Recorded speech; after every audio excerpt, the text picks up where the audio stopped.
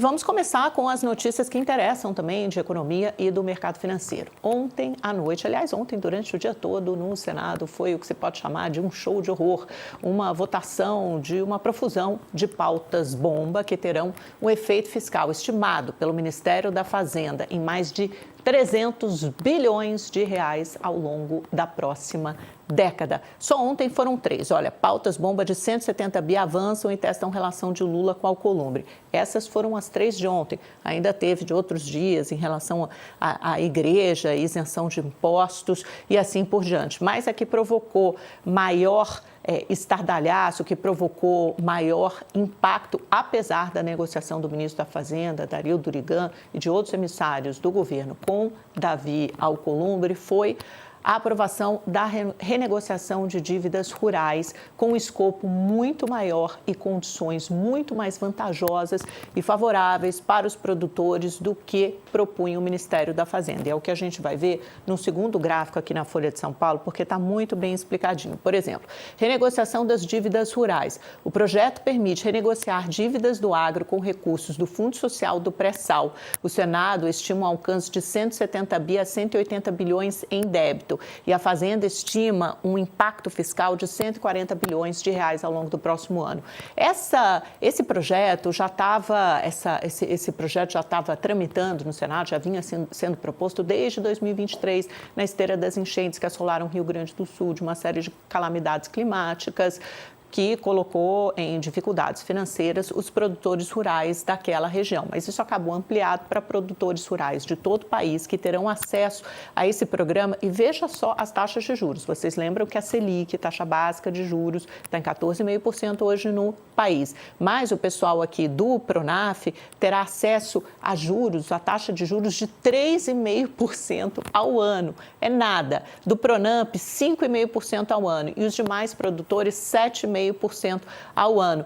Você terá direito até 10 milhões de reais por produtor, até 50 milhões de reais se fizer parte de uma cooperativa ou associação, e o prazo de pagamento é de 10 anos, com carência de 3 anos. A Fazenda vinha propondo condições um pouco mais restritivas e juros maiores, por exemplo, 12% ao ano, que ainda é uma taxa subsidiada, porque está abaixo da Selic. A diferença dessa taxa para a Selic será bancada pelo Tesouro e por todos esses fundos constitucionais. Aí está o Fundo Social e do Pré-Sal, mas eles expandiram também, depois de uma emenda aprovada do senador Everton, para fundos constitucionais do Nordeste, o que coloca em perigo a utilidade, a característica principal desses fundos ao longo dos próximos anos. Além disso, na Comissão de Constituição e Justiça, eles aprovaram aposentadoria para agentes de saúde. Isso significa que esses agentes comunitários de saúde de combate a endemias, eles terão acesso ao último salário pago na ativa e com a mesma valorização, com o mesmo reajuste dos salários da ativa, assim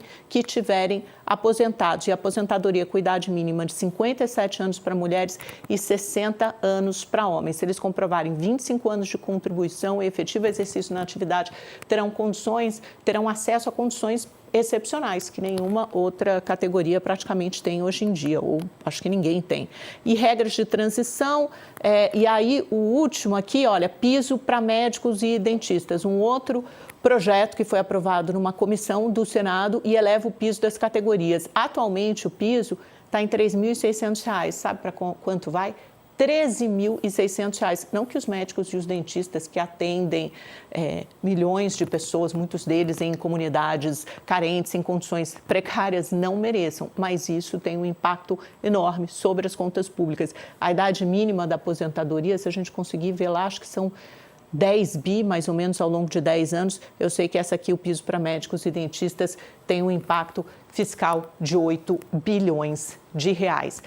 Depois disso, o ministro, quem se manifestou, foi o Supremo Tribunal Federal, porque o Dario Durigan já tinha conversado com o Davi Alcolumbre. Davi Alcolumbre até esperou a negociação da Fazenda com os senadores, isso não foi adiante, inclusive a Fazenda está dizendo que houve uma quebra de acordo, um rompimento de acordo por parte dos senadores, dos trechos e das condições negociadas pela Fazenda, e o Alcolumbre disse, olha, realmente não tem mais como eu segurar, é ano eleitoral, todos os senadores querem votar a favor e a gente tem aqui pelo menos 31 propostas de aumento de piso salarial para várias categorias. Sabe como é? Papai Noel, Natal, chegou mais cedo. Aí o ministro Gilmar Mendes, que também foi acionado ontem pelo Dario Durigan, não só o ministro Gilmar Mendes, ele conversou com outros ministros, com o presidente do STF, Edson Fachin, e também com o ministro Cristiano Zanin, publicou a seguinte mensagem nas redes sociais, lembrando os senadores que quando você faz todas essas benesses, tem que apontar a origem, de onde sairá essa receita,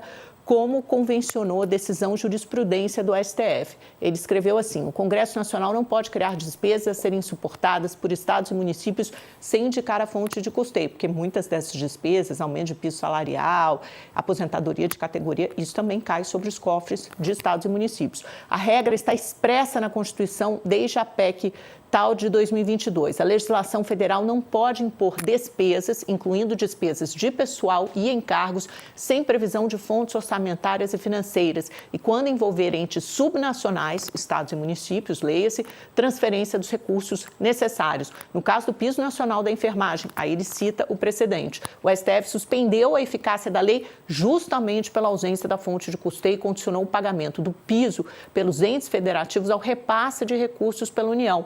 São essas mesmas razões que explicam a possibilidade dos estados fixarem pisos salariais regionais. Cuida-se do reconhecimento de que as realidades fáticas e orçamentárias locais são distintas e merecem tratamento diferenciado, e aí segue citando o Pacto Federativo. Então, é nesse momento que estamos. A briga, o piso, por exemplo, a renegociação das dívidas rurais, que é o que tem o maior impacto, né? Pelo menos 140 bilhões de reais nos próximos 10 anos, precisa voltar para a Câmara. Como houve alteração no projeto, volta para votação na Câmara. Em que momento estamos? É o Ministério da Fazenda esperando para saber como será o clima nos deputados, entre os deputados, como eles receberão esse projeto. Mas certamente, se for adiante, pode ser vetado pelo presidente Lula e certamente será judicializado, acabará no Supremo Tribunal Federal.